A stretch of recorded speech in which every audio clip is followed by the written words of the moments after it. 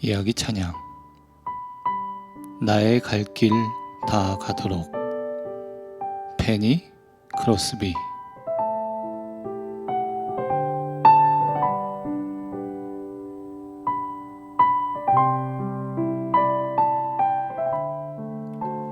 페니 크로스비는 생후 6주쯤 되었을 때 감기에 걸렸습니다.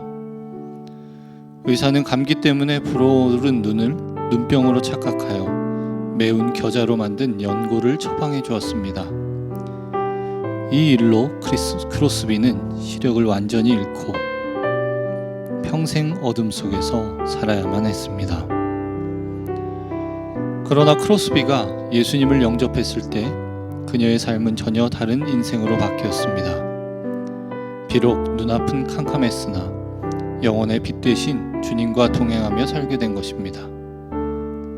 크로스비는 95세까지 살면서 영혼의 눈으로 8천여 편의 찬송시를 쓰며 하나님을 기뻐하는 복된 삶을 살았습니다. 크로스비에게는 남다른 습관이 있었습니다. 어디를 가든지 성경과 미국 국기를 가지고 다녔습니다. 그리고 누구를 만나든지 항상 당신의 영혼을 축복해요라고 축복의 인사말을 건넸습니다. 또 무엇을 하든지 무릎 꿇고 기도한 후에 일을 시작했습니다. 하나님 없이는 아무것도 할 수 없다는 확고한 그녀의 믿음 때문이었습니다. 한 번은 크로스비가 작곡가 윌리엄 더원이 보낸 음악에 맞추어 시를 지으려 고심하고 있었습니다. 그런데 영감이 떠오르지 않았습니다. 왠지 느낌이 좋지 않다고 생각하고 있는데 내가 기도하였느냐라는 음성이 들렸습니다. 크로스비는 즉시 무릎을 꿇고 기도했습니다. 그러다 갑자기 일어섰습니다. 그러고는 옆에 있던 속기사가 받아적기 어려울 만큼 빠르게 시를 읊기 시작했습니다. 이처럼 그녀가 지은 찬송은 하나같이 기도 후에 주신 하나님의 응답이었습니다. 54세가 된 어느 날 크로스비는 하나님께 돈을 달라고 기도했습니다. 급히 $5가 필요했는데 당장 구할 길이 없었습니다. 크로스비는 지금까지 해왔듯이 하나님 앞에 무릎을 꿇었습니다. 기도를 마치고 일어나 방 안을 서성거리며 찬송을 쓰려고 하는데 초인종이 울렸습니다. 크로스비는 당신의 영혼을 축복해요라고 인사하며 찾아온 사람을 맞이했습니다. 자신은 그녀의 팬이라고 소개한 낯선 방문자와 잠시 대화를 나눈 후 헤어지면서 악수를 했는데 그 낯선 사람이 크로스비의 손에 뭔가를 쥐어주었습니다. 정확히 $5였습니다. 한치의 오차도 없이 채워주시는 주님의 섬세한 손길이 느껴지는 순간 크로스비는 영감이 떠올라 찬송을 읊조렸습니다. 이것이 바로 나의 갈 길 다 가도록 이라는 찬송입니다.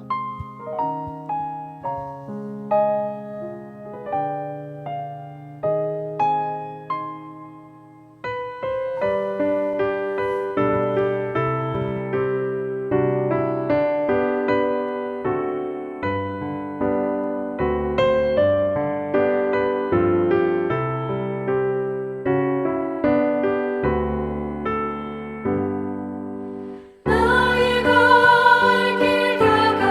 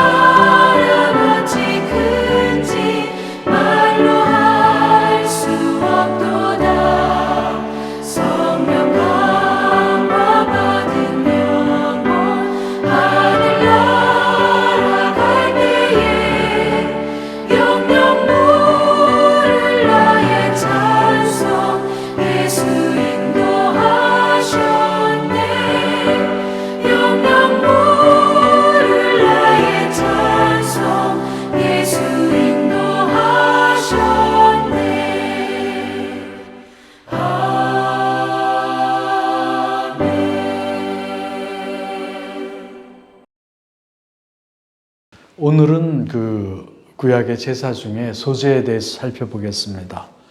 번제가 태워서 드리는 제사, 그러니까 번트 오퍼링이라고 한다면 소제는 그레인 오퍼링입니다.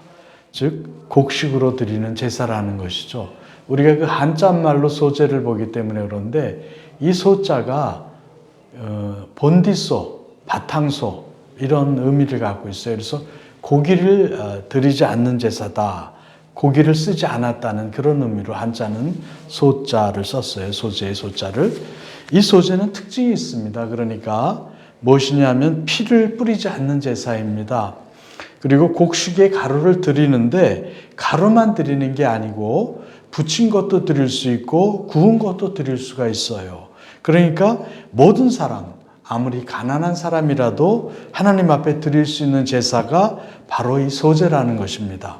우리가 지난 수방사에서 살펴본 번제의 특징은 하나님 앞에 헌신하는 제사, 즉 우리의 전부를 주님께 드린다는 고백의 제사라고 한다면 이 소제는 하나님 앞에 우리가 가진 곡식의 가루를 드림으로 말미암아 우리 마음에 있는 고마움의 표시를 하는 제사라고 우리가 말할 수 있습니다. 그렇다면 이 소제가 주시는 영적인 의미는 무엇인가? 우리가 그 창세기를 보면 야곱이 형 에서를 속이고 20년 동안 삼촌 라반의 집에 갔다가 돌아오는 길에 형 에서를 만나게 되잖아요. 그런데 형의 마음을 달래려고 야곱이 무엇을 보내죠? 예물을 보내요. 예물을 왜 보내죠? 그 형의 마음을 달래려고 하는 것 아니에요? 예물은 그 예물을 받는 사람의 뭘 얻으려고 하는 거예요? 마음을 받고 싶은 것 아닙니까? 그런데 이 소제가 바로 이 예물을 뜻하는 히브리어 미나이라는 단어를 쓰고 있어요. 이 미나라는 말은 그러니까 이미 받은 호의나 은혜에 감사하는 마음을 표현하게 드리는 예물, 이런 의미가 있는 것입니다. 우리 요새 말로 하면 선물이죠. 그러니까 이 소제는 감사를 표현하는 예물을 받는 사람을 공경하는 제사라고 우리가 말할 수가 있어요. 유목민이었던 이스라엘 백성들이 가나안 땅에 정착해서 농사를 지으면서 자신이 수확한 소중한 곡식을 소제로 드린다는 것은 그것을 받는 분을 높여드린다는 그런 의미입니다. 그래서 레위기 2장 2절에 보면 제사장은 소제를 드릴 때 그 고운 가루 한 움큼과 기름과 그 모든 유향을 가져다가 기념물로 제단 위에 불사를 지니 이는 화제라 여호와께 향기로운 냄새니라 하고 소제를 드리는 방법을 말씀하고 있습니다. 여기 기념물이란 말은 히브리 말로 아즈까라라는 말인데요. 이것은 기억하다라는 뜻의 자카르라는 동사에서 온 말이에요. 그러니까 제물을 드리는 자는 소제의 제물을 드릴 때 중요한 사실을 기억하게 되는 것입니다. 그것은 하나님이 나의 구원자이다. 하나님이 나의 왕이다. 주인이다. 이런 사실을 고백하는 것이죠. 그래서 그 하나님의 풍성하신 은혜를 기억하며 감사하는 기념물로 이 곡식을 드리는 것입니다. 우리가 정말 정성이 담긴 선물을 받으면 그분의 마음이 우리에게 전달되잖아요. 그런 선물을 받을 때 얼마나 감사합니까? 그러니까 소제라는 것은 무엇이냐? 첫째로 우리가 열심히 일해서 번 수확물의 곡식을 가지고 하나님께 드리는 거예요. 주님은 나의 최고입니다. 최고봉입니다. 이렇게 높여드리는 것이죠. 그러면 하나님은 소제에서 나오는 향기로운 냄새를 맡으셨을 때 그 제물을 기쁘게 받으시고 그 냄새가 하나님의 진노와 경로를 달래주었다, 이런 의미죠. 그리고 제물을 드린 자에게 하나님의 특별한 호의와 은혜 그리고 축복을 내려주시는 것입니다. 재앙과 저주, 질병과 시험을 막아주시고 그들의 기도에 응답하시며 그 소원을 이루어 주시는 것입니다. 그러면 현대의 우리들은 어떻게 소제를 드릴 수가 있는가? 농사를 짓는 사람들은 곡식을 드리지만 도시에 사는 우리는 무엇을 드려야 할까요? 그것은 우리는 헌금을, 물질을 드리는 것입니다. 여러분, 우리가 정말로 주님을 높여드리고 싶으면 진정 마음을 담아서 헌금해 보세요. 우리가 정말 주님을 높여드린다면 내가 가진 것 중에 가장 정성된 것을 드리는 거예요. 액수의 많고 적음을 떠나서 더 중요한 것은 그 예물을 받으시는 분이 하나님이시라는 것을 잊지 않고 정말 내 마음에 담은 물질을 주님에게 드리는 것이죠. 그래서 이 소재는 자원하는 마음으로 나의 선물을 준비해서 하나님께 드림으로 하나님이 이 세상에서 우리를 다스리시고 모든 주권을 가지신 Sovereign God, 그러니까 만유의 주제이다, 이런 것을 드러내는 제사입니다. 그러므로 우리는 소재의 정신이 깃들어 있는 예배를 드리고 그런 삶을 살아야 하는 것이죠. 이 소재는 그 아침 저녁으로 드려졌어요. 우리도 그리스도 안에서 매일의 생활을 하나님께 감사하며 마음과 물질로 감사의 예물을 많이 드릴수록 우리에게 좋은 것입니다. 결국 이렇게 본다면 이 소재의 의미는 우리의 수고의 결과를 드리는 것이죠. 여기에 어떤 의미가 함축되어 있을까요? 우리 신앙인들은 하나님 앞에 예배하는 것과 우리가 세상에 나가서 하는 일을 구분하기가 쉽습니다. 그런데 이 소재는 우리가 예배와 세상 일을 구분하지 않도록, 즉 우리가 예배 자리에 나와서 주님만 예배하는 것이 아니라 내 일터에서 나온 결과물을 하나님께 드림으로 말미암아 예배만 영적인 것이 아니라 우리의 일도 영적인 예배가 되게 하는 그런 것입니다. 성전에 나와서만 주님을 찾는 게 아니고 곡식의 가루를 주님께 드린다는 것은 내가 수고한 결과물을 주님께 드림으로 말미암아 결국 어떤 거예요? 내가 일하는 현장도 그것이 부엌이건 또 직장이건 사업장이건 우리의 일터를 하나님 앞에 예비하는 곳으로 생각하게 만드는 그런 제사라는 것입니다. 그러니까 주님을 생각하며 내가 일할 수 있다. 그래서 이 소재는 예배와 우리의 일이 하나님 앞에 다 영적인 것이 되게 하는 그런 제사인 거예요. 그래서 교회는 물론 내가 세상에서 일하는 것이 다 하나님의 다스림을 받게 만드는 그런 제사가 소재입니다. 그러므로 여러분, 내 가정이 하나님 앞에 예배하는 장소가 되게 하고 내 일터도 주님이 기뻐하시는 마음으로 일하는 현장으로 만들면 우리가 진정한 소재를 드리는 그리스도인이 된다는 그런 말씀이에요. 우리가 주일날 주님 앞에 간절히 나아가는 그리스도인이라면 일상의 일터에서나 가정에서나 간절한 마음으로 주님께 나아가는 일이 있어야 된다는 말입니다. 그것이 일터에서 드리는 예배죠. 일터에서 주님과 동행하는 삶의 간증이 없다면 안타깝게도 우리는 예배에 실패하고 있는지 모릅니다. 하나님께서 받으시는 예배는 종교적인 영역에서의 예배뿐만 아니고 우리의 삶 전체가 하나님께 드려지는 그러한 것이 전제되어야 한다는 말입니다. 우리가 교회 안에서만 거룩이 아니라 교회 밖에서도 하나님을 인정하는 자로 살아갈 때 거기서의 수고의 결과를 주님께 기꺼이 드릴 수 있는 삶을 우리가 살게 됩니다. 그러므로 교회에서만이 아니라 언제 어디서나 주 앞에 드려지는 감사의 삶을 살 수 있다면 그 감사의 삶이 소재가 되는 것이죠. 그래서 소재가 레위기 2장 4절을 보면 화덕에 구운 것으로도 드릴 수 있고 5절에 보면 철판에 붙인 것으로도 드릴 수 있고 또 가루로 이렇게 하나님 앞에 누구나 드릴 수 있는 감사의 제사가 되는 것입니다.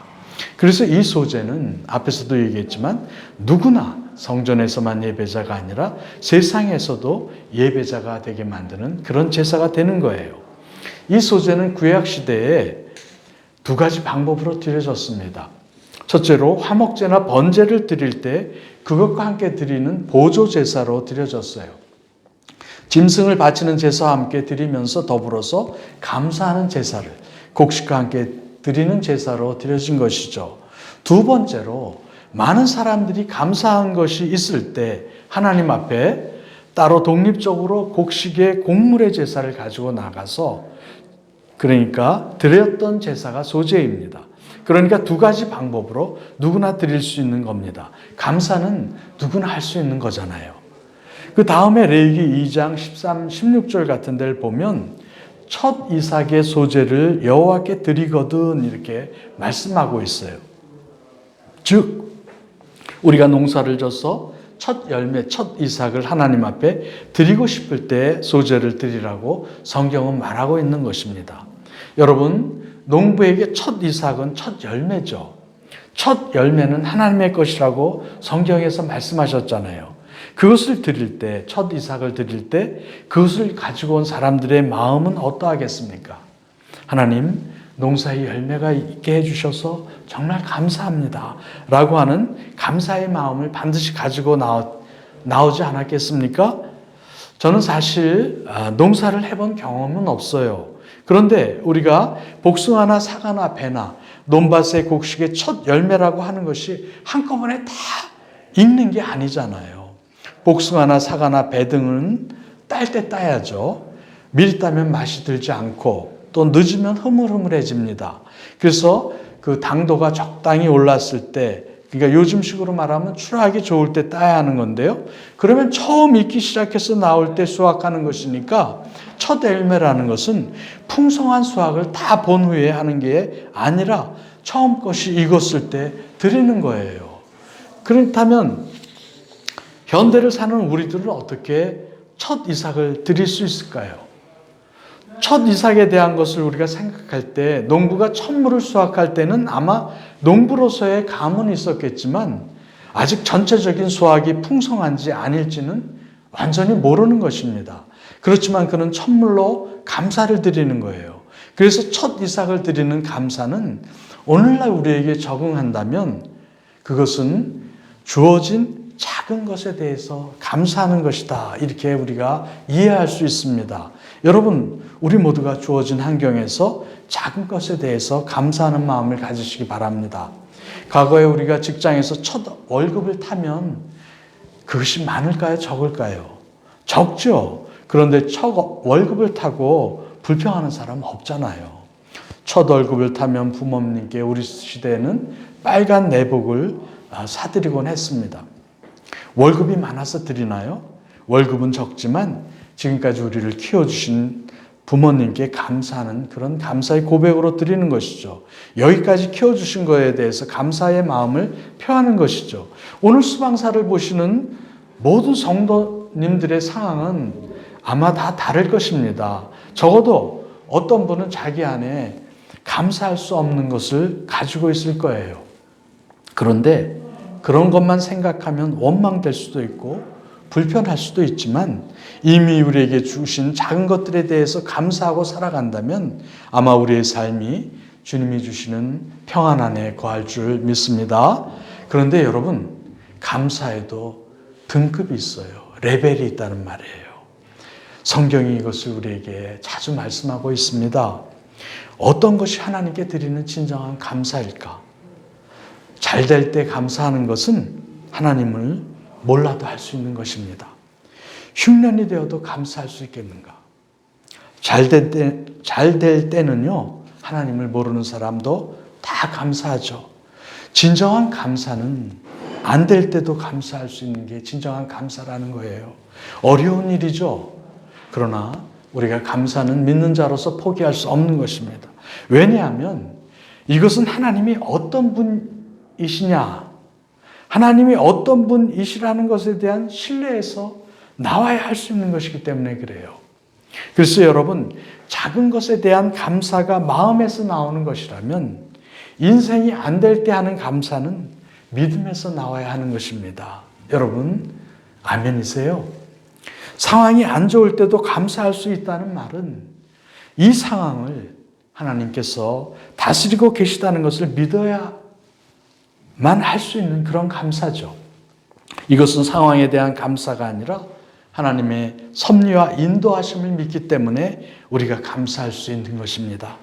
작은 것에 대한 감사가 마음의 감사를 드리는 소재라면 어려울 때, 힘들 때 하는 감사는 믿음의 소재가 될 수 있는 것입니다. 그래서 여러분, 사도 바울은 데살로니가 5장 16절에서 18절에 보면 항상 기뻐하라, 쉬지 말고 기도하라, 범사에 감사하라 이렇게 하잖아요. 이것이 그리스도 예수 안에서 너희를 향하신 하나님의 뜻이니라 이렇게 말씀하잖아요. 범사에 감사하는 것, 범사는 좋은 일이 있을 때나 나쁜 일이 있을 때나 감사하는 것 아니에요? 그러니까 이렇게 감사하는 것이 바로 신약적 의미에서 소재인 것입니다. 이렇게 볼 때 결국 오늘의 시대를 사는 우리들이 드려야 할 현대적인 소재는 무엇일까요? 저는 구원받은 사람이라면 천국의 생명책에 이름이 기록됐잖아요. 평생의 구원에 대한 감사가 있어야 될 줄 믿습니다. 구원받은 사람은요, 이것보다 더 감사해야 될 조건이 없어요. 왜냐하면 이것은 영원의 축복을 주신 거예요. 우리가 받은 구원은 이터널 블레싱입니다. 영어로. 그래서 놀라운 축복이죠. 그래서 결론적으로 함께 생각하고 싶은 것은 이것입니다. 평생 감사하는 태도, 감사하는 마음을 가지고 사는 것이 하나님 앞에 드려야 할 소재라는 것입니다. 구원을 받았다는 것은 결국 무엇이냐? 평생 감사할 수 있는 은혜를 우리에게 하나님이 부어주신 것입니다. 저와 여러분 안에 이러한 절대 감사가 있기를 바랍니다. 감사하려는 하트와 애티튜드를 가져야 한다는 그런 말이에요. 이것이 하나님이 기뻐하시는 감사의 제사라는 것입니다. 하나님의 은혜에 평생 감사하는 마음, 이것이 있으면 여러분 매일이 소재가 될 수 있는 것입니다. 그래서 작은 것에 감사하는 것이 마음의 감사라면, 안 될 때 감사하는 것이 믿음의 감사라면, 감사하는 마음과 태도를 가지고 사는 것은 은혜의 감사라는 것이 되는 것이죠. 우리 모두 오늘도 감사, 내일도 감사하면서 감사하는 자리에 거하시기를 주님의 이름으로 부탁드립니다. 그래서 우리 매일의 삶이 소재로 주님 앞에 나와서 드리는 예배가 될 수 있도록 그렇게 살아가는 저와 여러분이 되시기를 주님의 이름으로 부탁드립니다. 샬롬. 우리 청소년부가 참 이렇게 어려울 때 이렇게 든든하게 이 청소년부를 이렇게 지켜주고 열심히 또 신앙생활 하면서 청소년부를 더 활성화하는데 큰 역할을 한 우리 송민재, 이젠 청년이 된 송민재 청년을 이 자리에 모셨습니다. 우리 박수로 환영해 주세요.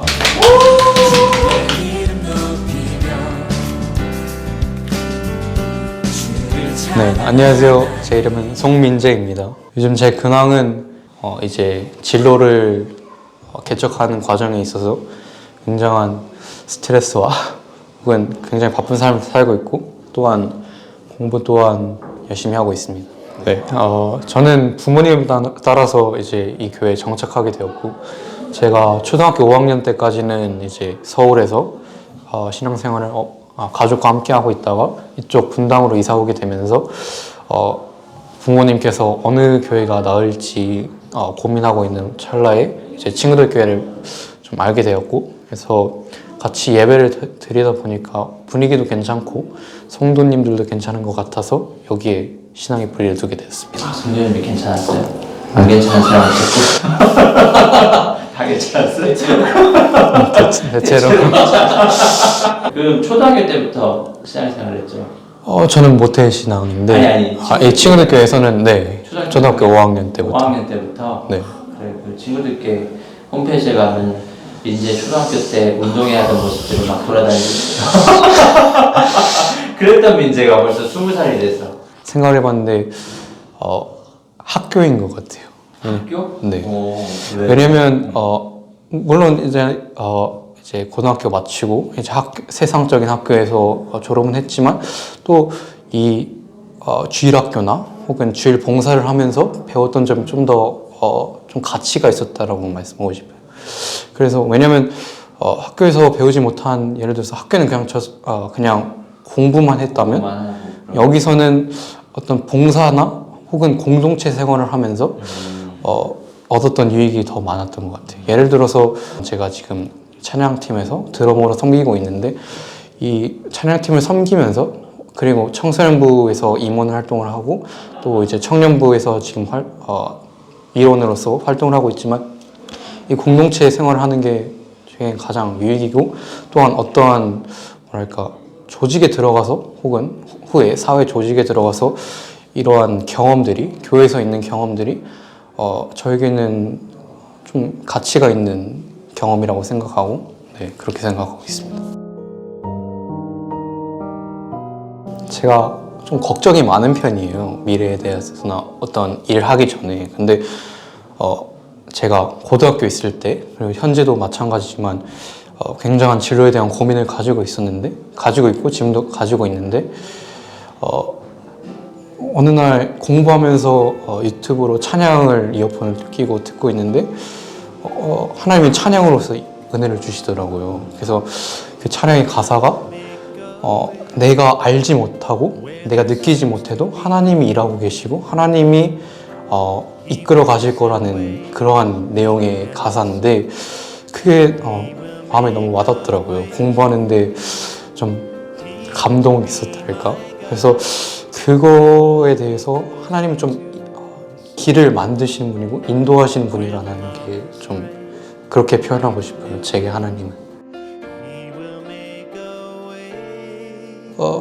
제가 지금 삶을 계획하고 진로에 대해서 생각하고 공부하는 과정이 있는데 어떨 때 보면 좀 굉장한 많은 부분이 제가 계획했던 거나 제가 생각했던 부분과는 정말 정반대로 일어나는 부분이 많은 것 같아요. 특히 요즘.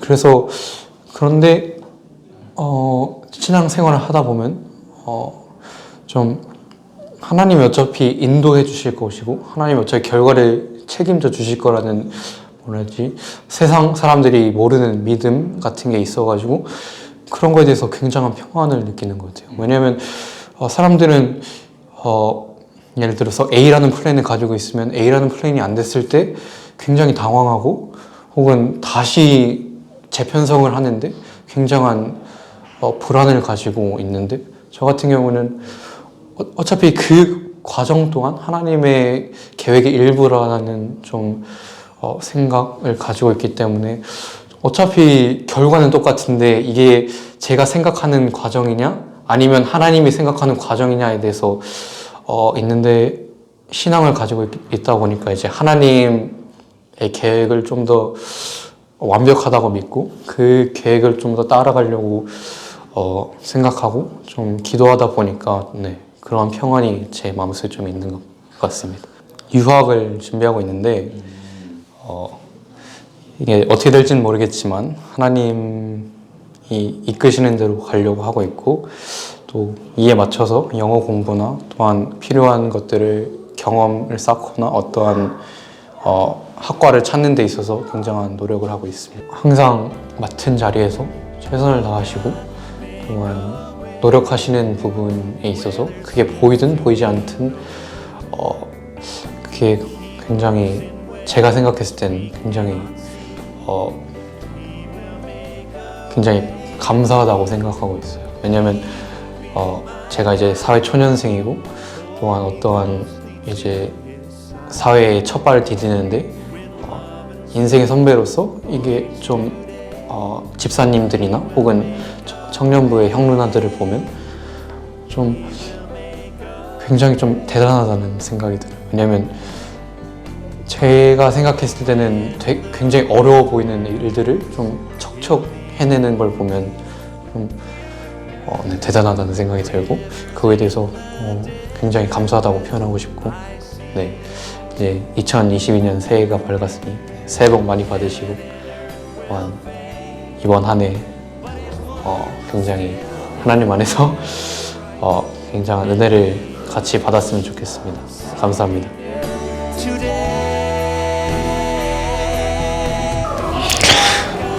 결국 인터뷰하게 되는 거예요. 네. 네? 안 할 거라고 생각했어? 아니요, 올 거라고 예상을 했는데 생각보다 너무 빨리 와서. 안녕하세요.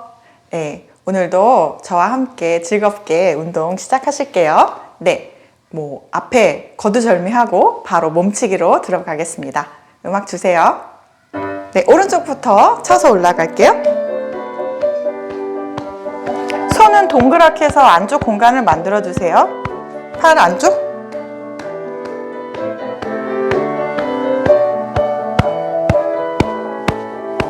바깥쪽.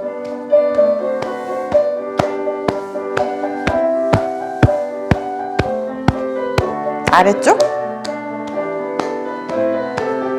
겨드랑이 안쪽. 반대쪽 팔.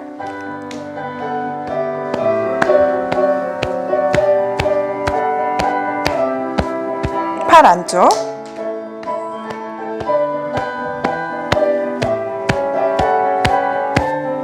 팔 바깥쪽,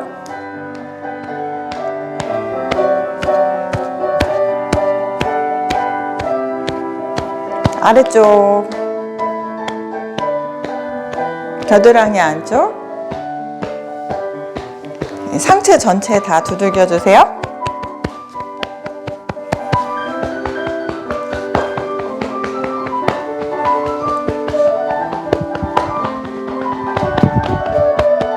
다리 앞으로 뻗어 놓으시고요.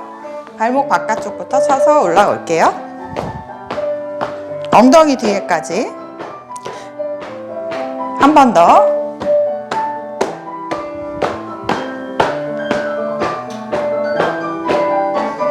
발목 안쪽. 아랫배. 한 번 더.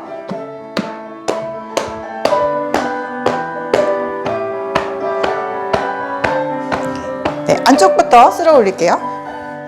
제가 조금 전에 교회에 올라올 때 계단으로 올라왔거든요. 치니까 허벅지가 좀 풀리는 것 같은 느낌이 드네요. 네, 전체적으로 다 두들겨 주세요.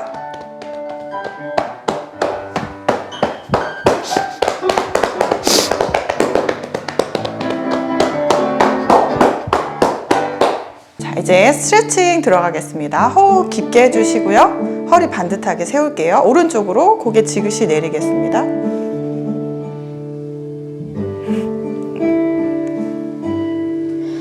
내 영혼의 극히 깊은 데서 반대쪽. 맑은 가락이 울려 나네. 아래로. 하늘 곡조가 언제나 흘러나와 위로. 내 영혼을 고이 싸네. 네, 정면 오시고요. 팔 접어서 꾹 눌러 놓을게요. 시선 반대로 보내주세요. 반대쪽. 하늘 위에서 내려오네. 머리 위로 오른쪽 팔꿈치 잡을게요. 그 사랑의 물결이 영원토록 반대쪽 팔꿈치. 내 영혼을 덮으소서. 깍지 껴서 천장으로 올려주실게요. 마음속에 솟아난 이 평화. 손 앞으로 가져오시고요. 등 동그랗게 말아서 배꼽 봐주세요. 오른쪽 옆구리 사선으로 늘릴게요. 많이 안 가셔도 돼요. 반대쪽.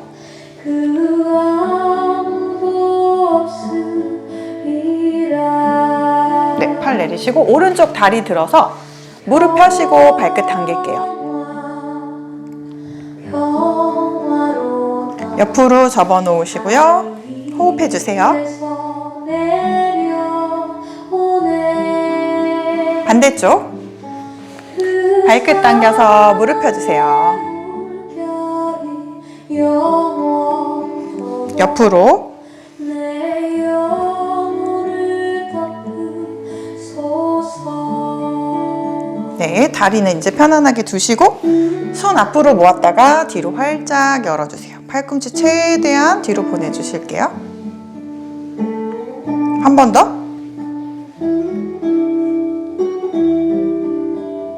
뒤로 깍지. 어깨 활짝 열어주시고 등 펴서 고개를 뒤로 툭 떨궈 볼까요?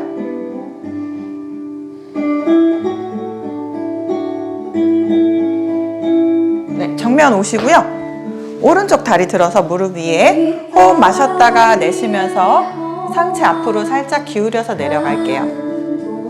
거기서 호흡해 주세요. 참된 평화가 어디 있나. 반대쪽 다리도 올리고 호흡 마셨다가 내쉬면서 등을 펴서 널판지처럼 내려가시는 거예요. 참 평화를 누리겠네. 네, 다리 오시고요. 오른쪽 다리 들어서 무릎 옆에 짚고 오른쪽 뒤로 회전. 평화로다 하늘 위에서 내려오네. 반대쪽이요. 그 사랑의 물결이 영원토록 내 영혼을 덮으소서. 네, 정면 오시고요. 손 뒤로 짚고 등 펴서 고개 툭 떨구고 고개를 좌우로 살살 흔들어 주세요. 자, 앞으로 오셔서 복부와 허벅지가 닿도록 한번 꾹 눌러 주셨다가 천천히 상체 일으키고 다리 바닥에 톡톡톡톡.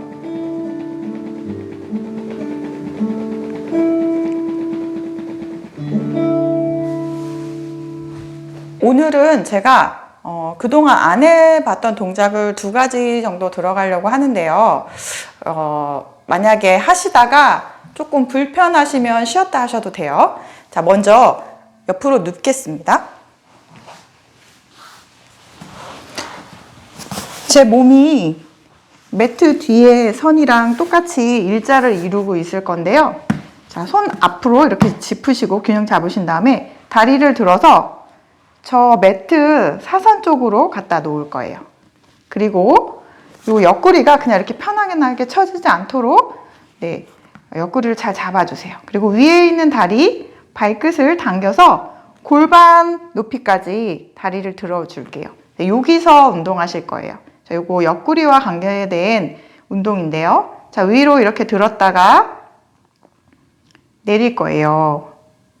들 수 있는 만큼 들었다 내리시는데 복부를 탄탄하게 잡고 운동하시는 거예요. 자, 5번만 해볼게요. 위로 하나, 내릴 때 완전히 붙게 내리지 않고 골반 위치로 둘,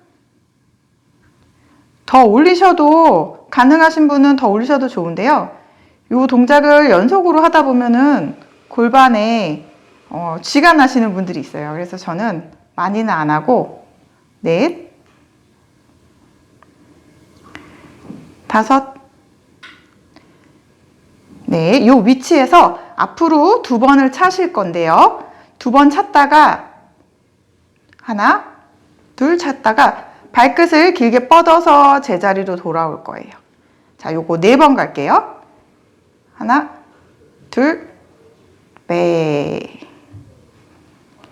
발목 꺾어서 하나, 둘, 빼.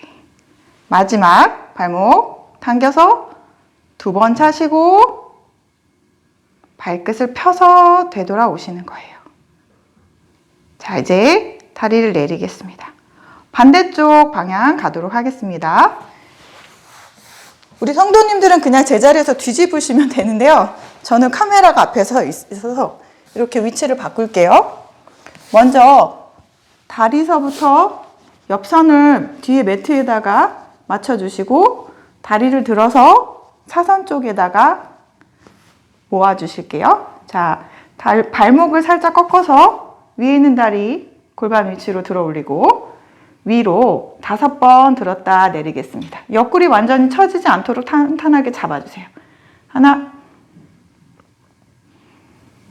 둘, 셋, 넷, 5. 자, 완전히 내려놓지 않고 여기서 앞으로 2번 찼다가 발끝 길게 해서 이 자리로 오는 거예요. 하나, 둘, 발끝 길게 밀어서 제자리. 3번 더 갈게요. 하나, 둘, 밀어서 제자리. 발끝 당겨서 하나, 둘, 발끝 밀어서 제자리. 마지막 발끝 당겨서 하나, 둘, 제자리. 네, 다리 내리실게요.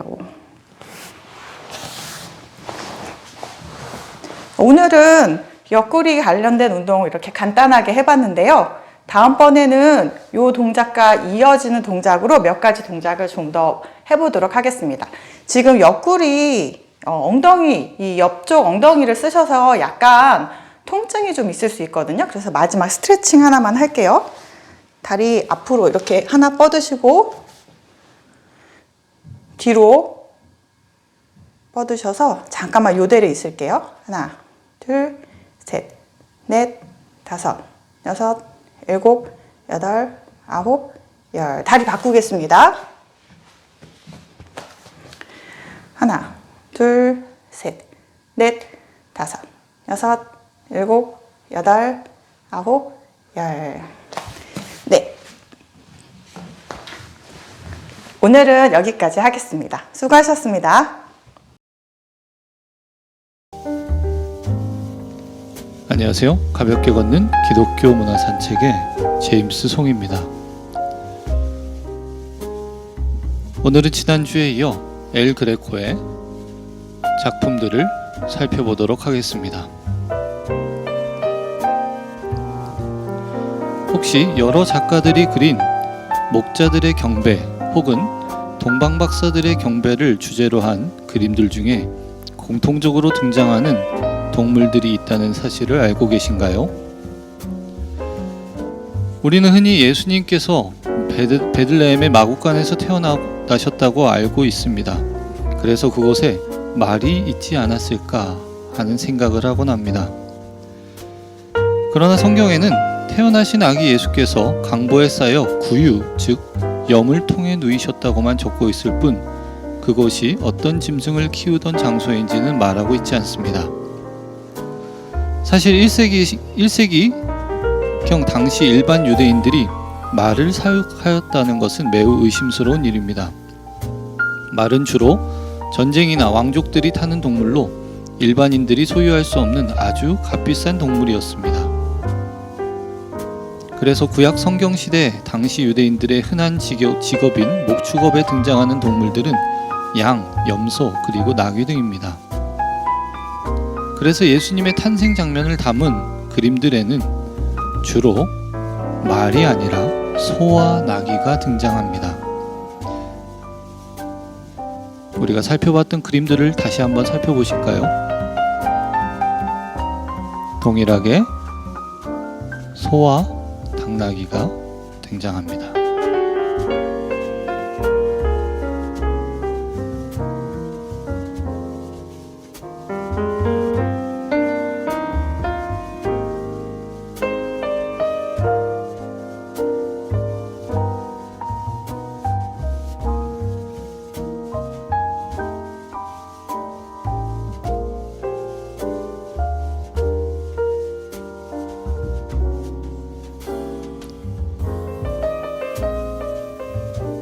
이것은 같은 장소에서 일어난 목자들의 경배뿐 아니라 동방박사들의 경배에서도 나타나는 모습이기도 합니다.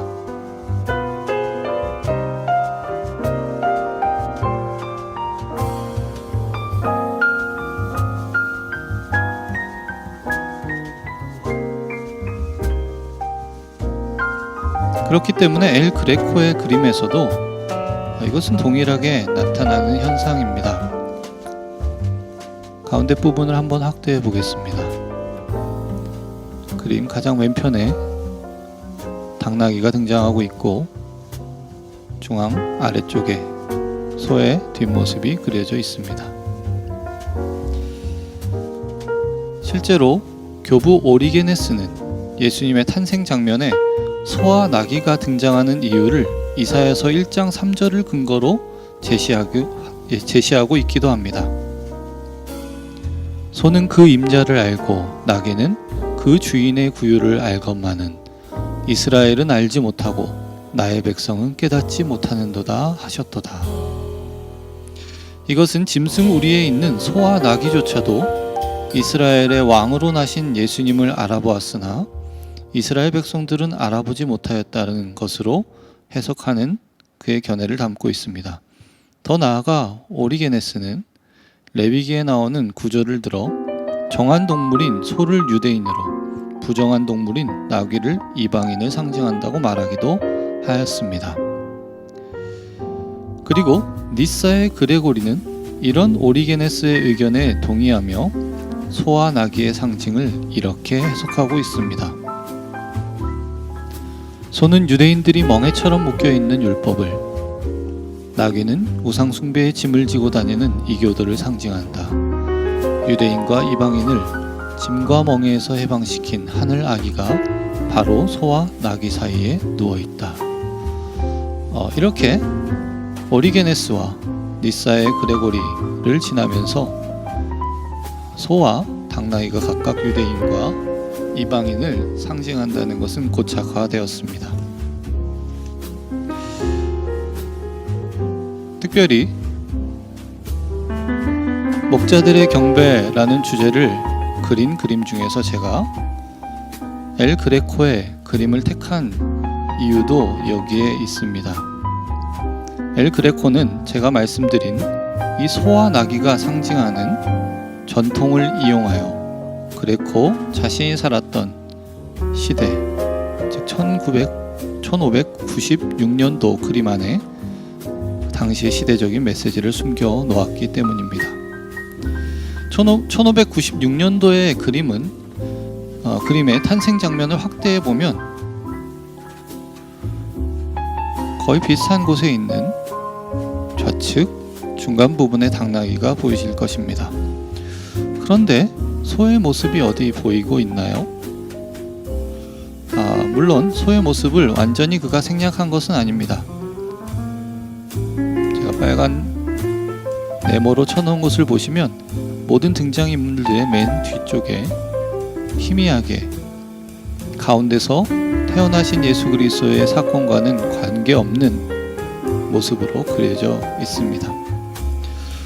그레코 당시 스페인 교회는 그리스도교로 개종한 유대인과 무어인들에게 사제 서품을 줄 것인가 하는 것이 최대의 논쟁거리였습니다. 스페인 가톨릭 교회의 수장인 톨레도의 대주교는 혼혈인과 유대인 출신에게 사제 서품을 주는 것에 대해 공식적으로 반대했습니다. 그러나 수도 원장의 입장은 달랐습니다. 사람은 부모보다 시대를 담는다는 말처럼 그레코 또한 사회적인 약자들에게도 성직의 문을 열어야 한다고 생각했습니다. 이런 이유로 그는 마국간에서 아주 중요한 소를 거의 생략하다시피 그림의 등장인물들과 연관없는 장소에 그려 넣었습니다. 존재는 하되 이 기쁜 구세주의 탄생을 함께 기뻐하지 못하는 존재로 표현한 것입니다. 그에 비해 이방인을 상징하는 나귀를 잘 보이는 곳에 크게 그림으로 그레코는 당시의 반유대주의적 사상을 비꼬고 있습니다. 한편 그림의 아랫부분을 보면 목자들이 가져온 것으로 보이는 다리가 묶여진 어린 양이 보입니다. 그레코가 다리가 묶인 어린 양을 그린 것은 어린 양 대신 예수 그리스도가 소외된 자를 위해 기꺼이 하나님께 복종하셨던 겸손의 왕임을 강조하고 있는 것입니다. 그런데 이 어린 양 바로 옆에 어떠한 물건이 하나 놓여 있습니다. 바로 목자들의 지팡이입니다. 이 지팡이는 가톨릭 교회를 이끄는 교황과 주교의 지팡이를 상징하고 있습니다. 교황과 주교는 미사를 거행하는 사제를 감독함으로써 거룩한 미사를 봉헌할 수 있도록 사제들을 뽑고 사제들을 파견한 임무가 주어진다고 로마 가톨릭은 밝히고 있습니다. 겸손의 왕으로 오신 예수 그리스도, 교권을 휘두르며 그리스도께 헌신하고자 하는 자들을 막아서고 있는 주교. 이렇듯 엘 그레코는 겸손의 왕을 상징하는 다리가 묶인 어린 양과 교황과 주교의 지팡이를 상징하는 목자의 지팡이를 나란히 배치함으로써 당시 스페인 가톨릭 교회의 교권주의를 또한 동시에 비판하고 있는 것입니다. 진정 하나님께 영광을 돌리면서 땅에서 평화를 누리는 사람들은 누구일까요? 그레코는 이 그림을 통해 그런 사람들이 교만한 당대의 성직자들이 아니라 목자들처럼 가난하게 살지만 순수하게 하나님을 경외하는 자들이라고 우리에게 말하고 있습니다.